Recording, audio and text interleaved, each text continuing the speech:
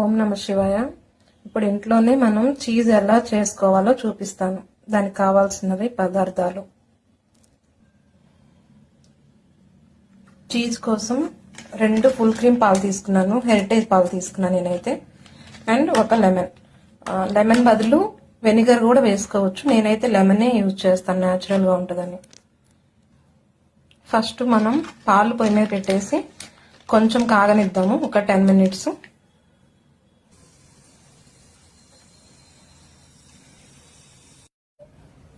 ఇవిగోండి పాలు ఇలా కాగాయి కదా. ఇప్పుడు నిమ్మరసం ఇలా గింజలు లేకుండా పిండుకోవాలి. ఇప్పుడు ఇందులో పోసేయాలి. కొంచెం సేపు అలా తిప్పుతూ ఉంటే ఇరిగిపోతాయి పాలు. సిమ్ లో పెట్టి ఇలా తిప్పుతూ ఉండాలి కాసేపు, ఒక 5 మినిట్స్ తిప్పితే ఇరిగిపోతాయి మొత్తం. ఇదిగోండి 10 మినిట్స్కి ఇలా ఇరిగిపోయాయి. ఇప్పుడు స్టవ్ ఆపేసి ఒక క్లాత్లో కానీ లేదంటే ఇలాంటి జాలీలో కానీ వడకట్టుకోవాలి. ఇలా వడకట్టుకోవాలి. ఇప్పుడు కొన్ని హాట్ వాటర్ తీసుకొని అందులో కొంచెం సాల్ట్ వేసి ఒక 5 మినిట్స్ అందులో ఉంచాలి. కొంచెం హాట్ వాటర్ అండి, సరిపోతుంది. ఆపేస్తున్నాం. ఇప్పుడు ఇందులో కొంచెం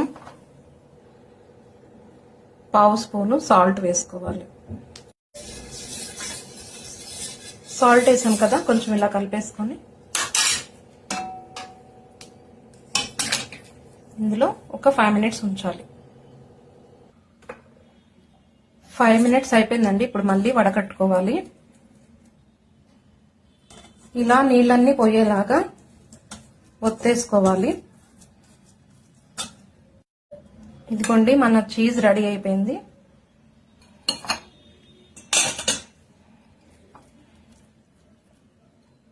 ఇది ఫ్రిడ్జ్ లో స్టోరేజ్ చేసుకుంటే ఇది కూడా అంతేనండి, సేమ్ టు 15 to 20 డేస్ వరకు ఉంటుంది.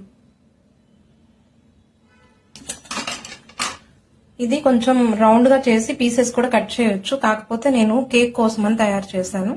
ఇప్పుడు నేను కేక్ చేసేస్తాను ఒక 1 అవర్లో. సో కేక్ చేశాక ఆ వీడియో కూడా పోస్ట్ చేస్తాను. చీజ్ కేక్ ఎలా చేయాలో అది కూడా ఒక వీడియో తీస్తాను.